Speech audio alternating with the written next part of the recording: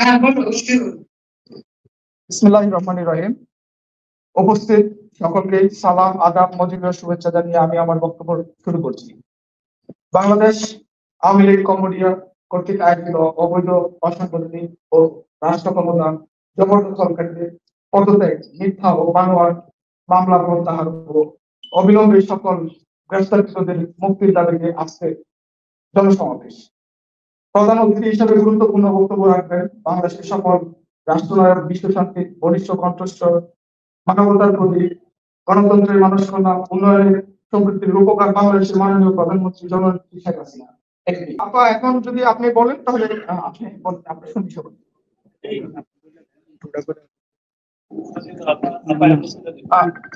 আজকে আজকে বাংলাদেশ আওয়ামী লীগ কম্বোডিয়া শাখা কর্তৃক আয়োজিত জনসমাবেশে প্রধান অতিথি হিসাবে গুরুত্বপূর্ণ বক্তব্য রাখবেন বাংলাদেশের সফল রাষ্ট্রনায়ক, বিশ্ব শান্তির অগ্রদূত, মাদার অফ হিউম্যানিটি, গণতন্ত্রের মনস্কন্যা, আধুনিক বাংলাদেশের রূপকার বাংলাদেশের মাননীয় প্রধানমন্ত্রী জননেত্রী শেখ হাসিনা এমপি।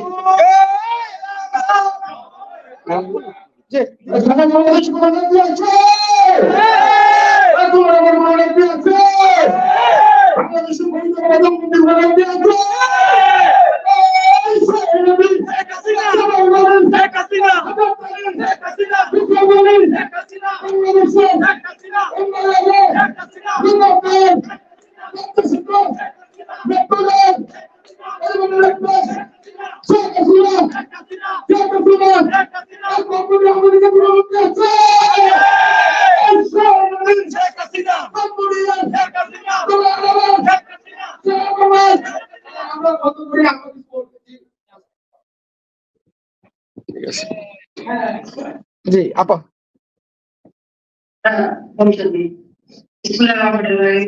আমাদের কম্বোডিয়াবাসী, প্রবাসী ভাই বোনেরা আমার এবং আওয়ামী লীগের নেতৃবৃন্দ সবাইকে আমি এই বিজয় মাসের শুভেচ্ছা জানাচ্ছি। আমি বরশ্রেষ্ঠ নাগরে স্মরণ করছি সর্বকালের সর্বশ্রেষ্ঠ বাঙালি জাতির পিতা বঙ্গবন্ধু শেখ মুজিবুর রহমানকে, যার নেতৃত্বে আমি স্বাধীনতা পেয়েছি। আমি সংবিধানের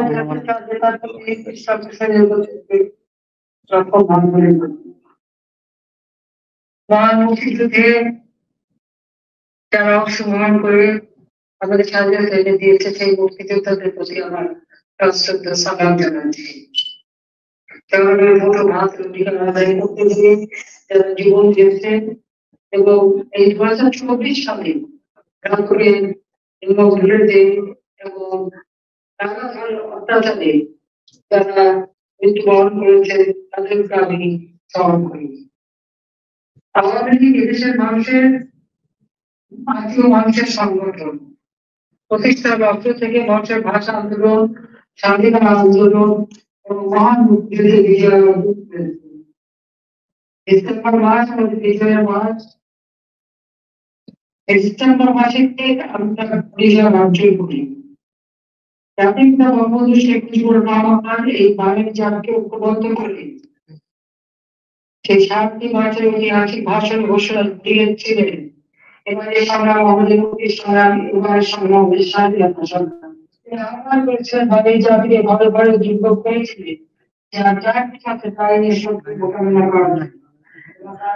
সেই কথাই মেনে নিয়েছিলেন, সেইভাবেই তারা সুসংহত হন এবং সেভাবেই মহান মুক্তিযুদ্ধ পরিচালনা করে। আমাদের মহান মুক্তিযুদ্ধের পাশে আমাদের মিত্র শক্তি ছিল এবং তাদের সহযোগিতায় আমরা আমাদের দেশকে শত্রুমুক্ত করি। পাকিস্তানি হানাদার বাহিনী আত্মসমর্পণ করতে বাধ্য হয়, তারা মিত্র শক্তির কাছে আত্মসমর্পণ করে এবং আমরা আমাদের স্বাধীন সার্বভৌম বাংলা অর্জন করি। এই বাংলাদেশকে গড়ে তোলার জন্য জাতির পিতার স্বপ্ন ছিল ক্ষুদ্র দারিদ্র্যমুক্ত বাংলাদেশ গড়ে তোলা। স্বাধীনতা ঘোষণার পরপরই জাতির পিতাকে গ্রেফতার করা হয় এবং 10ই জানুয়ারি বাংলার মাটিতে আসেন পাকিস্তানি শাসকরা বাধ্য হয় তাকে মুক্তি দিতে। বাংলাদেশে ক্ষমতা এসে মাত্র 3 বছর 7 মাস 3 দিন সময় পেয়েছিলেন। এই অল্প সময়ের মধ্যে বাংলাদেশকে তিনি বলতেন যে বাংলাদেশ ছিল পাকিস্তানের একটি প্রদেশ শাসিত বঞ্চিত একটি জাতি, বাঙালি জাতি, যুদ্ধ বিধ্বস্ত একটি দেশ। এই যুদ্ধ বিধ্বস্ত দেশটা অল্প সময়ের মধ্যে গড়ে তুলে জাতির সার্বভৌম প্রতিষ্ঠা পর্যন্ত সে স্বীকৃতি অর্জন করে। যদি মানুষের বুকে হাসি ফোটাবার জন্য জাতির পিতা বঙ্গবন্ধু শেখ মুজিব যখন জাতীয় ঐক্য গড়ে তোলেন, উৎপাদন বৃদ্ধি করে আর্থসামাজিক ভাবে দেশ উন্নয়ন এগিয়ে যান, ঠিক সেই সময় প্রয়োগ করলে আর তোকে নিয়ে ভুলে ফেলে আর মহান নেতা জাতির পিতা বঙ্গবন্ধু এই জীবন একই সাথে আমি হারিয়েছি আমার মা সমাজে আমার শৌখিন ভাই doctor Sheikh Kamal, doctor Sheikh lieutenant Sheikh Jamal এবং আমার দলের লক্ষ্য করেছে তারা জামালকে এমনকি আমার বছরের আরজি আছে তাকেও কাছের জন্য বিভিন্নভাবে সংস্কার করে একই সাথে হতে করে আমার সরকার সেই আপনারা আছেন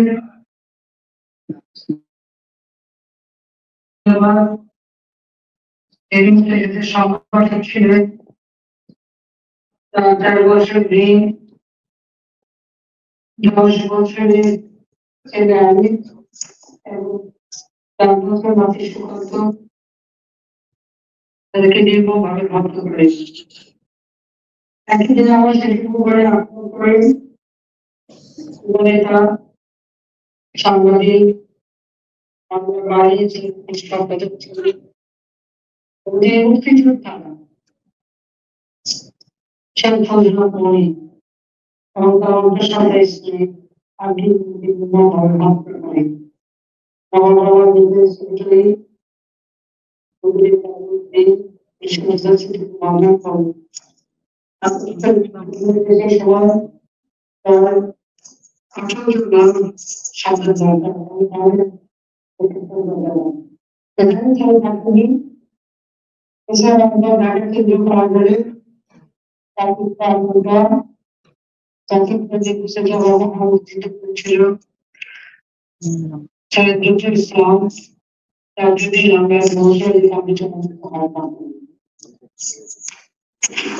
আমাদের মুক্তিযুদ্ধ দীর্ঘ সংগ্রামের পর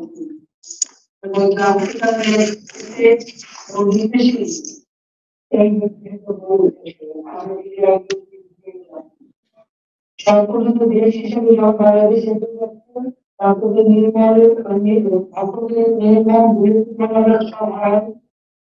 এবং 21টা বছর একের পর এক হত্যা কৌশল রাজনীতি চলতে পারত একটি পর্যায়ে আওয়ামী লীগ সরকার গঠন হয় বাংলাদেশের মানুষ প্রথম উপলব্ধি করে সরকার জনগণের সেই অন্ধকারের উন্নতি করতে পারে এবং তারা কার্যকর সম্পন্ন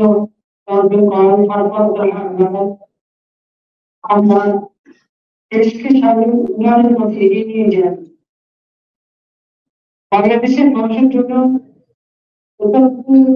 বছর পর প্রথম সরকারিভাবে সব ধরনের সহযোগিতার কাছে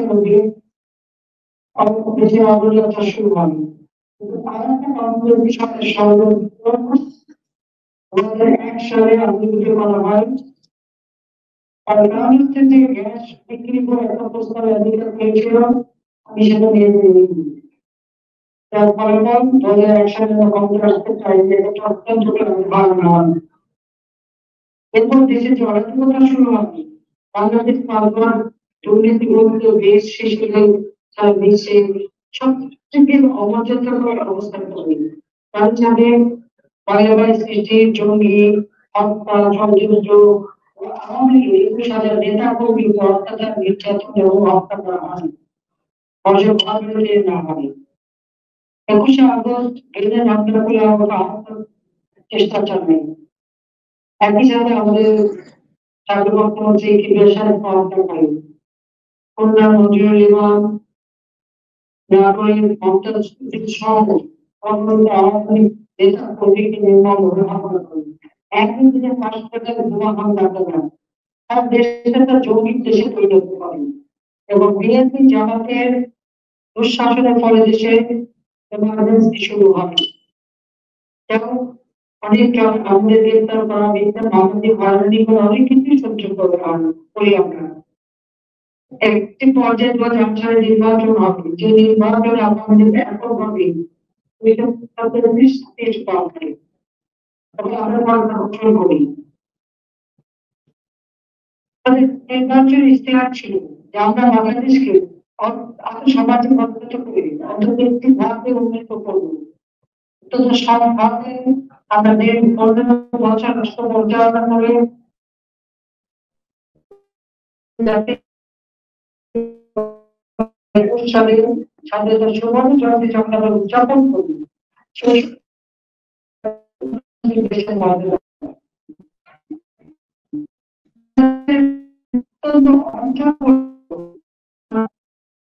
শোষণ উন্নয়নের ধারা অব্যাহত রাখি।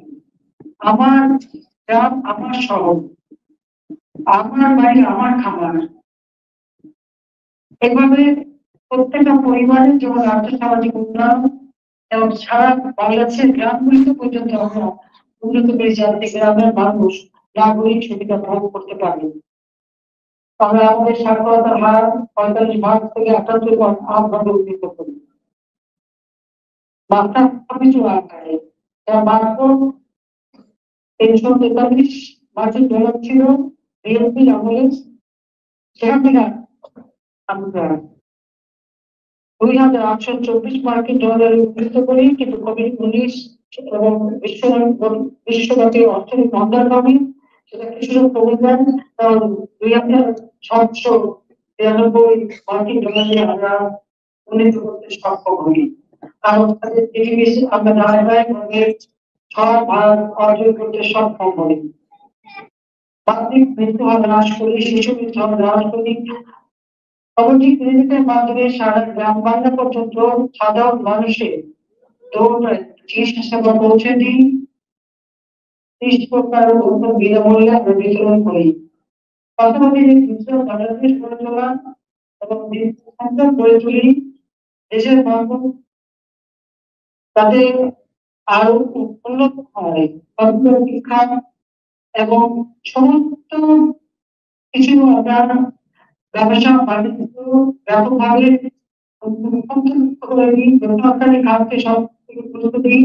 আমাদের ব্যাংক, বিমান, টেলিভিশন, রেডিও থেকে শুরু করে সবকিছু বেসরকারি খাতে উন্মুক্ত করে দিয়ে ব্যাপকভাবে কর্মসংস্থান সৃষ্টি করি। কর্মসংস্থান ব্যাংক সৃষ্টি করে সেখানে বিনা জামানতে 2 লক্ষ টাকা পর্যন্ত একজন যুবক তাকে ব্যবস্থা করি। প্রোগ্রাম 100 কোটি টাকার একটা ফান্ড যুব সমাজের মাধ্যমে আমরা ট্রেনিং দিয়ে সহযোগিতা করি।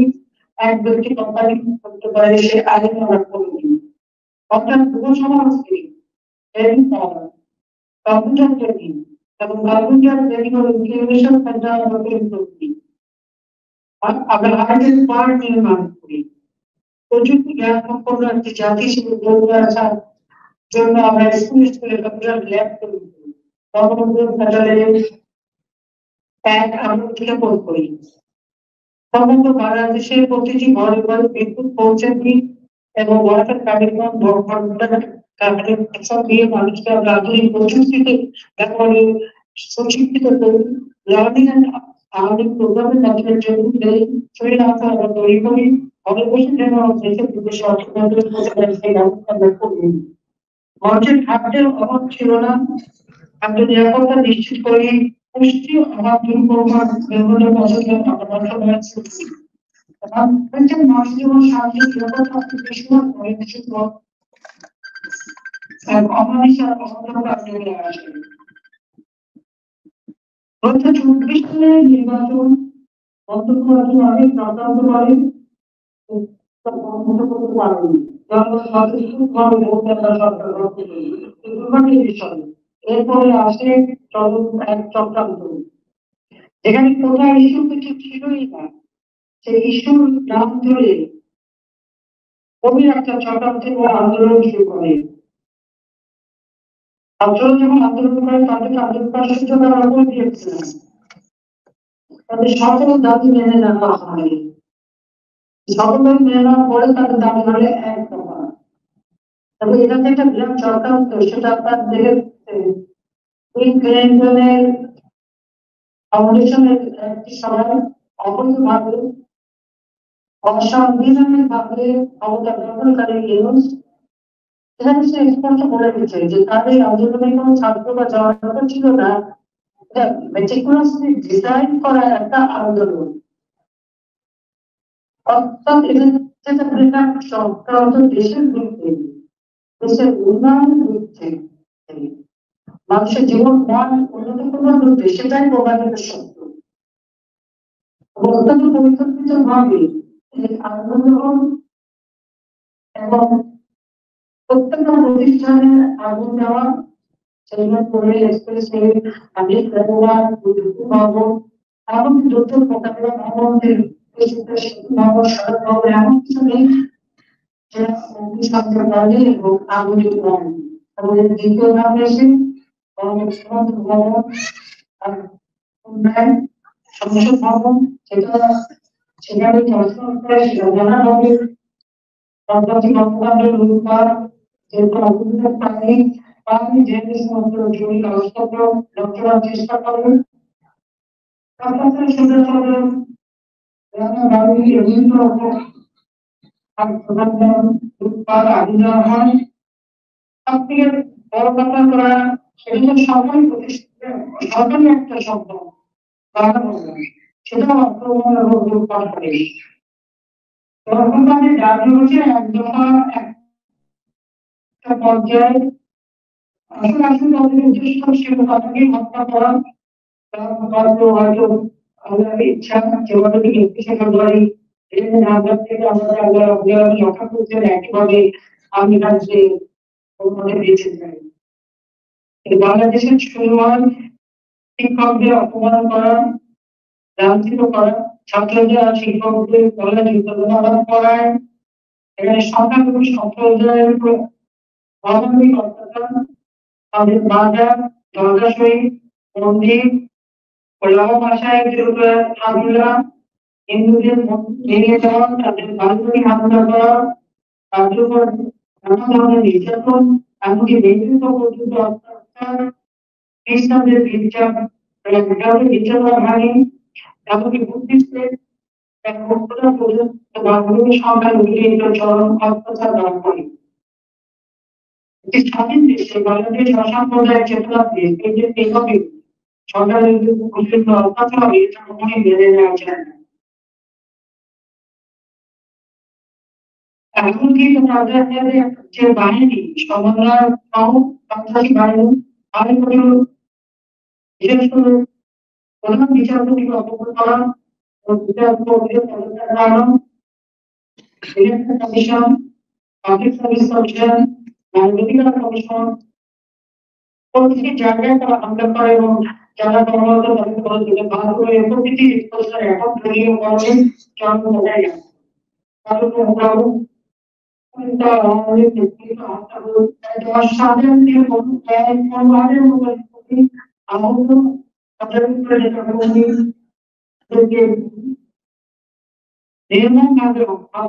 মাত্র 2 দিন আগে জনগণের লেখার কারণে আমরা আওয়ামী লীগের দুজন ছাত্রনেতা এবং যুবলীগের কর্মীকে নির্মমভাবে তারা হত্যা করে তাদের অপছন তারা জনগণের কেন্দ্র লিখল। এটাই তাদের অপরাধ। এই ঘটনার শুরু দিয়ে লাখো শহীদ ভূমির রক্ত দিয়ে দেশ স্বাধীন হয়েছে, আজকে সেখানে তারা স্বাধীনতা সমস্ত স্মৃতি তারা মুছে ফেলতে চাবেন। সেই সাথে সাথে আমরা দেখতে পাচ্ছি যে পুলিশদের উপর নির্মম ভাবে অত্যাচার করে সরকার করেছে। 235টা বিশেষ স্টেশন আগুন দিয়েছে এবং সেখানে আগুন দিয়ে পুলিশকে পেয়ে গেছে। পুলিশের মেয়েদের পা বেঁধে ঠিক কষাইখানা যেভাবে পশু বেঁধে রাখে সেইভাবে বেঁধে তাদের উপর অত্যাচার করে হত্যা করেছে। আওয়ামী লীগের কর্মী বিরুদ্ধে একজন যুবলীগ নেতা তাকে পা বেঁধে ঝুলে রাখে। এখানে আওয়ামী লীগের সেক্রেটারি তাকে একইভাবে অত্যাচার অত্যাচারের হত্যা করে এবং অপরিচিত বিচারপতিকে এই হত্যা করতে এখনো চলছে। শুধুমাত্র ইসলামটা আন্দোলনটা আগুন দিয়েছে তা না, আওয়ামী লীগের কোনো লেখাকবির ব্যবহার নেই, ব্যবসা প্রতিষ্ঠান নেই, এমনকি শিল্প কলকারখানা সেখানে আগুন দেওয়া হয়, হাসপাতালে আগুন দিয়ে পুড়িয়ে দেওয়া হয়, যেটা কোভিড হাসপাতাল। এইভাবে সারা দেশব্যাপী একটা ধ্বংসের যজ্ঞ তারা চালিয়ে যাচ্ছে। আর এখন তাদের আসছে সংবিধান হামলা, তার একটি সংস্কার যে সংবিধান লাখো শত রক্তের বিনিময় জাতির কিন্তু আমাদেরকে উপহার দিয়েছিলেন, সেই সংবিধানের মেধাভাবে অগণতান্ত্রিক পন্থা নিয়ে আসার অপচেষ্টা চালাচ্ছে। যেহেতু অবৈধভাবে ক্ষমতা দখল করেছে এই আপনারা জানেন কিন্তু লেবার কোর্টে সাজাদার আসামি গ্রামীণ ফোনের টাকা, কমিউনিকেশনের টাকা সব শেষে পাচার করে তার থেকে দুর্নীতি মামলা হয়েছে। সে ক্ষমতা এসেনি সেই মামলাগুলিকে প্রত্যাহার জঙ্গিরা বন্দী ছিল, জঙ্গি মামলার আসামি, দুর্নীতি মামলার আসামি এবং যারা সন্ত্রাসবাদের সাথে জড়িত তাদের সকলকে মুক্তি দিয়ে দেয়। মুক্তি দিলে একদৃষ্ট স্পষ্ট আপনারা দেখে দেখবে তার আন্দোলন, এই আন্দোলনটা আসলে সে জঙ্গি সন্ত্রাসী, তারাই তাদের হাতিয়ার, তাদের উপর নির্ভর করেই সেই ক্ষমতা এসেছে। দেশের বিভিন্ন অঞ্চলে যারা সেই শোলাকিয়া ময়দান থেকে শুরু করে বিভিন্ন জায়গায় যখন হামলা করতে যায়, যারা গ্রেপ্তার হয়েছে, সাজা পেয়েছে, সবাইকে মুক্তি দিয়ে দিয়েছে। যত জঙ্গি সন্ত্রাসী, 21 আগস্ট গ্রেনেড হামলাকারী, হলি আর্টিজেনের হামলাকারী সবাই মুক্ত। তাহলে এই ঘটনার সাথে কি আমাদের মেট্রিকুলাস নোবেল লরেট সে কি প্ল্যান অনুযায়ী এদেরকে ব্যবহার করেছে, এদের সাথে তারা ছিল? 21 আগস্ট গ্রেনেড হামলার সাথেও সে জড়িত ছিল। আমাদের অপরাধটা কি? বঙ্গবন্ধু খুনিদের আমরা বিচার করেছি, হত্যার সেই বিচার আমরা ন্যায় বিচার করেছি, বাংলাদেশ মুক্ত করেছিলাম, বাংলাদেশের ন্যায় বিচার আমরা প্রতিষ্ঠা করেছিলাম জাতির পিতা বঙ্গবন্ধু শেখ মুজিবের হত্যাকারীদের বিচার করে, জেল হত্যার বিচার করেছি, যুদ্ধ অপরাধীদের বিচার করেছি, যে বিচার জাতির পিতা বঙ্গবন্ধু শুরু করেছিলেন। কিন্তু জিয়া রহমান এসে বন্ধ করে দেয়, বন্ধ করে দিয়ে এদেরকে আবার মন্ত্রী বানায়, উপদেষ্টা বানায়, ক্ষমতায় বসায়, বঙ্গবন্ধুর খুনিদেরকে বিভিন্ন দূতাবাসে চাকরি দিয়ে পুরস্কৃত করে। আমরা তাদের বিচার করেছি এবং দেশে ন্যায় বিচার আমরা প্রতিষ্ঠা করেছিলাম। আমাদের অপরাধটা কি? বাংলাদেশের মানুষের পেটে খাবার জোগাড় দিয়েছি, খাদ্য নিরাপত্তা নিশ্চিত করেছি, বাংলাদেশের মানুষের মাথাপিছু আয় আমরা বৃদ্ধি করেছি, যেখানে আমরা প্রায় 2824 মার্কিন ডলার মাথাপিছু আয় বৃদ্ধি করেছিলাম। কোভিড এর কারণে বিশ্বব্যাপী অর্থনৈতিক মন্দায় সেটা কিছুটা কমে যায়, কিন্তু আমরা তো বৃদ্ধি করেছিলাম। বাংলাদেশের বেকার সমস্যা মাত্র 3% নেমে এসেছিল। আমরা তাদের কম্পিউটার আইন আছে, যে কোনো কোম্পানি তাদের প্রফিটের 5% লেবারদের ওয়েলফেয়ার ফান্ডে টাকা দিতে হবে, কিন্তু কোনদিন একটা পয়সা দেয় নাই। যখন লেবাররা দাবি করলো, কি হলো? তাদেরকে চাকরিচ্যুত। এই অবস্থায়